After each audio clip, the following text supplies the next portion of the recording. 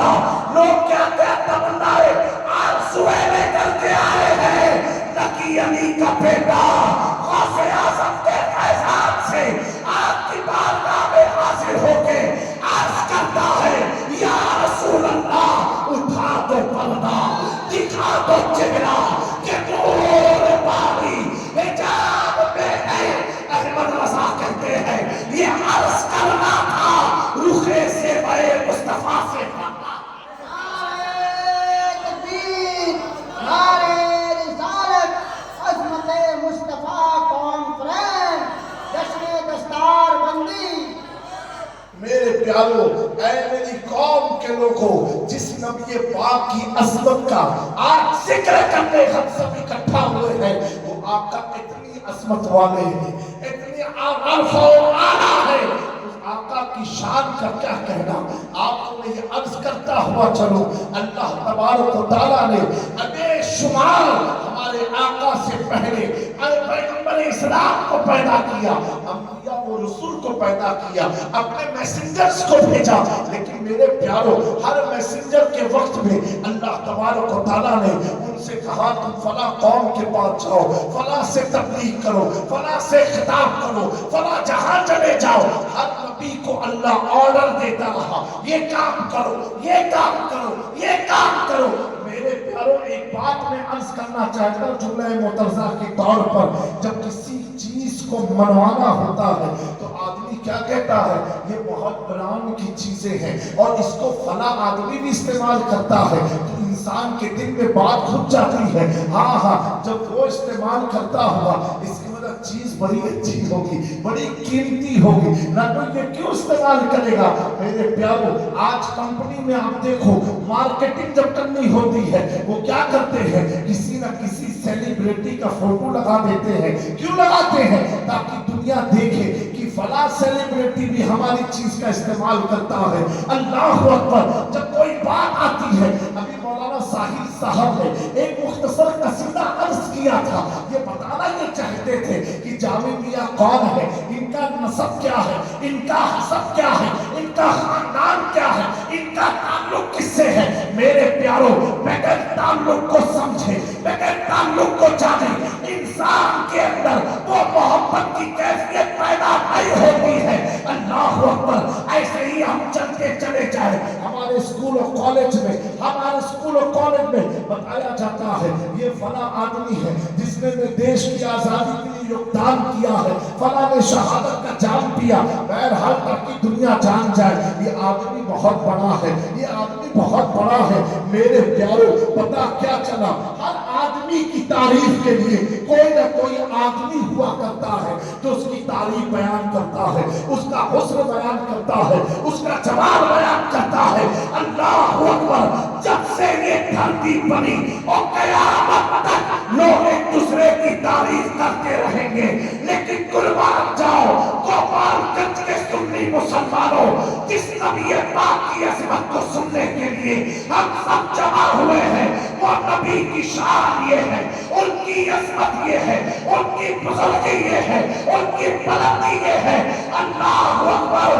کہ جو سارے قیامت تک آنے والے بندے جس خدا کے سامنے سجدہ ریز ہوتے رہیں گے، جس خدا کی وحدانیت کا ڈنکا بجاتے رہیں گے، کلمہ پڑھتے رہیں گے، اب وہ خدا، وہ خالق مطلق جس کی تعریف کرتا ہو، کبھی والضحیٰ کہہ کے کہے، کبھی واللیل کہہ کے کہے، کبھی یاسی کہہ کے، کبھی طٰہٰ کہہ کے، کبھی یہ کہے الرحمن علم القرآن. اللہ اکبر. اب تو یہ ہے آقا کی شان یہ ہے کہ اللہ رب العزت کبھی زلفوں کی قسم، کبھی ماساک آنکھوں کا ذکر، کبھی رخ زیبا کا ذکر، کبھی مصطفیٰ کے دندان کا ذکر، کبھی مصطفیٰ کے ہاتھ کا ذکر، کبھی مصطفیٰ کے سینے کا ذکر، کبھی مصطفیٰ کے گردن کا ذکر.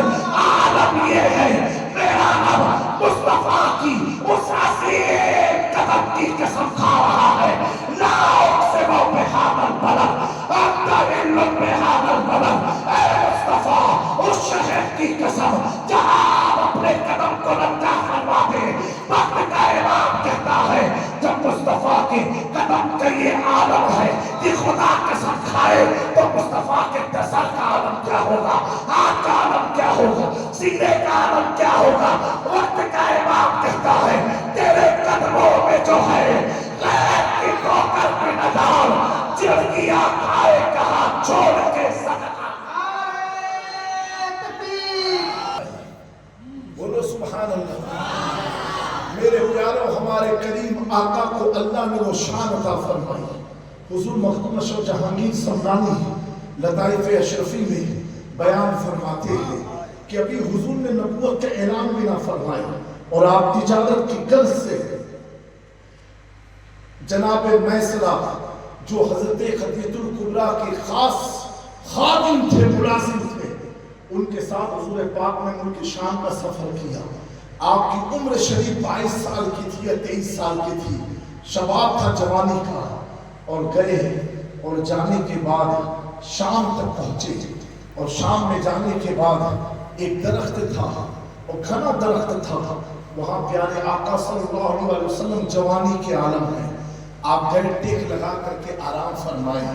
فرمانا تھا بغل میں، درخت کے بغل میں، یہ مخدوم پاک بیان فرماتے ہیں درخت کے بغل میں ایک گرجا گھر تھا، ایک چرچ تھی، اس چرچ سے پاپ نے جنگلہ کھولا اور کھولنے کے بعد حضور پاک صلی اللہ علیہ وسلم کے نورانی چہرے کی زیارت کیا، زیارت فرمائی، اور فرمانا تھا حضور تو آرام فرما رہے تھے، اللہ اکبر، اس پاپ نے، اس پادری نے، حضرت اس پادری نے حضور کے جو ہم سفر تھے میسرہ، ان کو بلایا، کہا نوجوان ادھر آئے، کہا کیا ہوا، کہا یہ بتاؤ یہ نوجوان لڑکا ہے کون جو اس درخت کے نیچے آرام فرما رہا ہے؟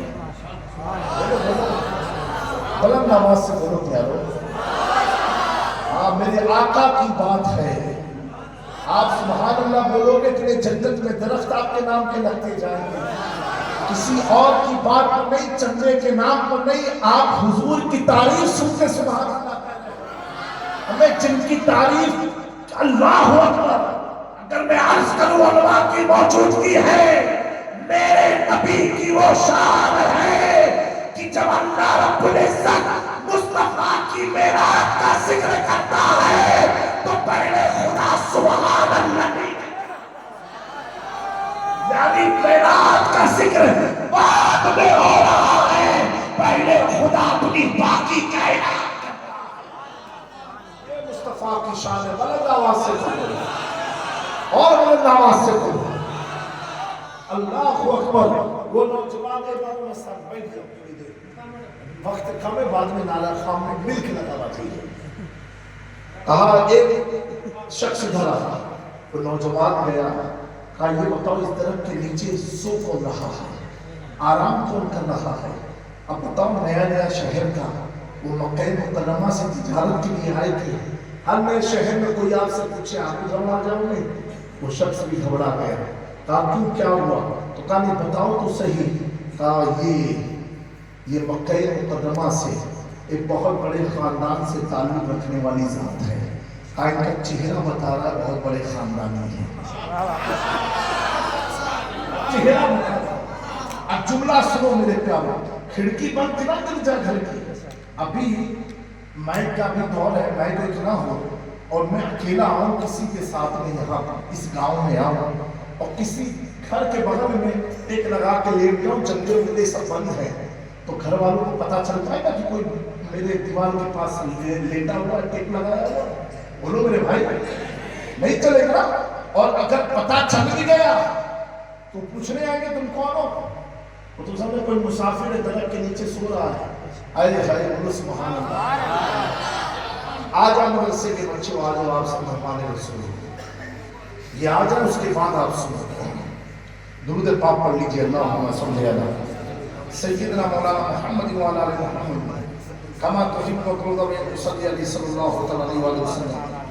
پیارے آقا صلی اللہ علیہ وسلم ٹک لگا کے آرام فرما رہے تھے، یہاں توجہ رکھیے گا، ٹک لگا کے آرام فرما رہے تھے اور جنگلہ کا گرجا گھر کا بند تھا، اور وہاں سے دوری پر تھے پیارے آقا صلی اللہ علیہ وسلم ایک درخت کے نیچے ٹک لگائے ہوئے تھے، اس نے گرجا گھر سے پادری نے جنگلے کو کھولا اور میسرہ کو بلایا اور بلا کے اس نے پوچھا یہ نوجوان شخص ہے کون جو اس درخت کے نیچے آرام کر رہا ہے؟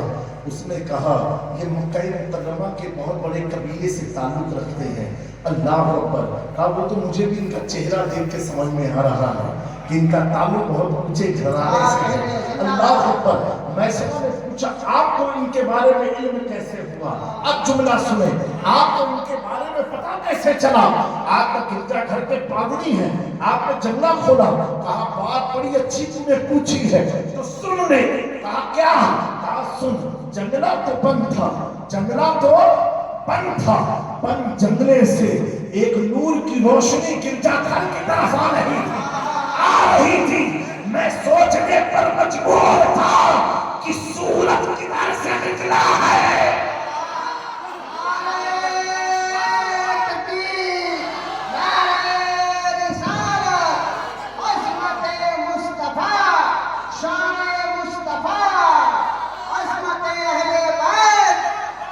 ایک طرف دیکھ رہا ہوں آسمان سے سورج کی روشنی ہے جو میرے فلک کے حصے سے گرجا گھر کو روشنی دے رہی ہے۔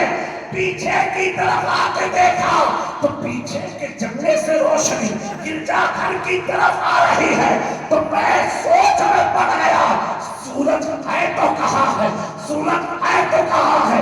جب جنگلہ کھولا اللہ اکبر، میں نے اس نوجوان چہرے کی طرف جب دیکھا تو میں کہنے پر مجبور ہو گیا یہ روشنی سورج کی نہیں، اس خوبصورت بیٹے کے گھر کی۔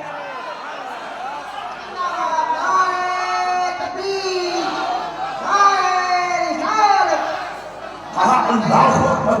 میسرہ نے یہ بات سن کے کہا، اور لکھنے والے مخدوم اشرف جہانگیر سمدانی ہے، میسرہ نے سن کے کہا اچھا اور بتاؤ کیا دیکھا؟ کہا بس جب اس روشنی کو میں نے دیکھا، میں نے کھڑکی کھولا، میری نگاہ جب اس نوجوان چہرے پر پڑی، اللہ اکبر، نگاہیں ٹک گئی۔ اور ایک بات اور بتاؤں؟ کہا کیا؟ کہا ایک بات یہ ہے یہ درخت شام کا بہت پرانا درخت ہے، ہماری توریت میں لکھا ہے جو آخری نبی ہوگا وہ اسی درخت کے نیچے آرام کرے گا، جو آخری نبی ہوگا اسی درخت کے نیچے آرام کرے گا۔ اور سنو دوسری چیز یہ لکھی ہے جب وہ سوئے گا سورج جہاں جہاں رخ بدلے گا درخت کی ٹہنیاں وہاں رخ بدلے گا۔ میرے پیاروں، ابھی نبوت کا اعلان بھی نہ ہوا تھا، میسرہ کو بھی نہیں معلوم تھا یہ بیٹا ہے کون، یہ شہزادہ ہے کون۔ یہ تو خدیجۃ الکبریٰ نے ایک جاسوسی کے طور پر ساتھ میں رکھا تھا۔ جاسوسی وہ جاسوسی نہیں ہے کہ کسی کی کمی تلاش، یہ کہ اس نوجوان پر خدیجۃ الکبریٰ کا دل فدا تھا تو وہ دیکھنا چاہتی تھی یہ لڑکا ہے کیسا، اخلاق میں کیسا ہے، کردار میں کیسا ہے۔ میرے پیاروں، جب پلٹ کر کے قافلہ مکہ مکرمہ واپس آیا، میسرہ کو خدیجۃ الکبریٰ نے بلایا اور بلا کے پوچھا، کہا یہ بتاؤ جس محمد ابن عبداللہ صلی اللہ علیہ وسلم کے ساتھ تجھے شام کی تجارت کے لیے بھیجا تھا، یہ بتا ان کے بارے میں کچھ بتا، ان کے بارے میں کچھ بتا۔ کہا کیا جاننا چاہتی ہو؟ کہا کچھ بھی جو تجھے سفر میں عجیب دکھا ہو، کچھ غریب دکھا ہو، ایسا کچھ بتا۔ کہا پہلی بات تو یہ ہے جس اٹھنی پر یہ سوار ہو کے میرے ساتھ گئے تھے وہ اٹھنی اتنی طاقتور تو نہ تھی لیکن دوڑتی اتنی فاسٹ تھی کہ میں خود حیران تھا، کہا اور دوسری چیز، کہا مکہ سے لے کے شام تک جب دھوپ آتی تھی تو میں خود دیکھا ہوں اپنی آنکھوں سے، بند آنکھوں سے نہیں، کھلی آنکھوں سے دیکھا ہوں کہ بادل کا ایک شامیانہ اس شہزادے کے سر پر آ کر کے سایہ دیا کرتا تھا۔ اور کہا تیسری کون سی چیز؟ کہا تیسری یہ چیز دیکھی میں نے کہ پورے سفر میں اب عورتوں اور نوجوان بچے بچیوں سب کی توجہ چاہتا ہوں، کہا مکہ سے شام اور شام سے مکہ تک پورے سفر میں میں یہ یقین سے کہہ سکتا ہوں اس نوجوان نے مجھے بھی برابر سے دیکھا نہ ہوگا. کہا یہ کیسے ہو سکتا ہے؟ تم سفر میں تھے، تم کو نہیں دیکھا؟ کہا اس کی نگاہیں کبھی آسمان